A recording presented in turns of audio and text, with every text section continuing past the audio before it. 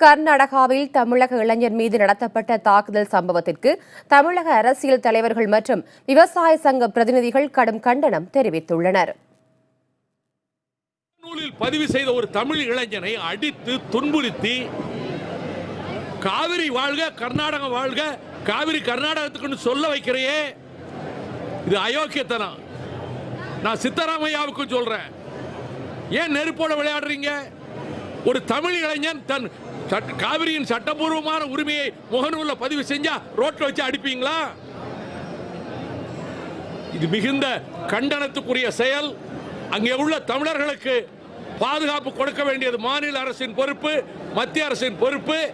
அந்த பையன் மேல விழுந்த ஒவ்வொரு அடியும் ஒருமைப்பாட்டின் மீது விழுந்த அடி என்று நான் மத்திய சர்க்காரை எச்சரிக்கிறேன்.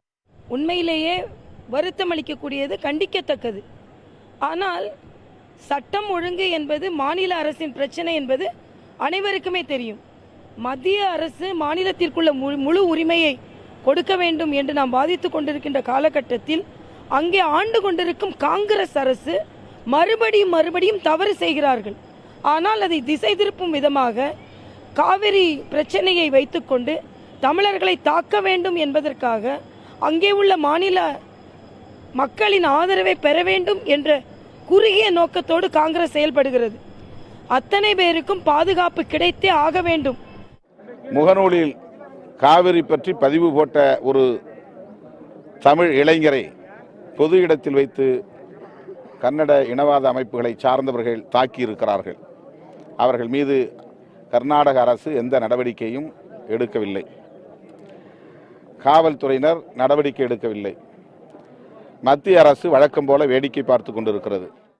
நாங்கள் எதை செய்தாலும் தமிழர்கள் இனவெறியர்கள், பாசிஸ்டுகள், சாவனிஸ்டுகள், தீவிரவாதிகள் என்றெல்லாம் பேசி பழி சுமத்துனீங்க. காவிரியில் தண்ணி கேட்கும்போது எங்கள் பேருந்தை பிடிச்சி வச்சுக்கிறது, எங்கள் படங்கள் ஓடின திரையரங்களை நொறுக்கிறது, எங்கள் மக்களுக்கு உயிர் பயத்தை காட்டி ஒரு அச்சுறுத்தலை கொடுப்பது, அடிப்பது, எங்கள் பேருந்துகளை கல்லெடுத்து நொறுக்குவது, அதிலே தண்ணீர் எதற்கு சிறுநீர் தர்றோம் குடிங்க என்று எழுதி அனுப்புவது, இதெல்லாம் பார்த்துக்கிட்டு தான் இருக்கிறீங்க. 91 டிசம்பரில் காவேரி கலவரம் என்ற பெயரில் தமிழர்களை தாக்கிவிட்டு கொலை செய்துவிட்டு தப்பித்தார்களே, அதை போல் கன்னட வெறியர்கள் இந்த தடவை தப்பிக்க முடியாது. இது 91 டிசம்பர் அல்ல, 2016 செப்டம்பர். மாறுபட்ட உணர்வோடு தமிழ் இளைஞர்கள் இருக்கிறார்கள்.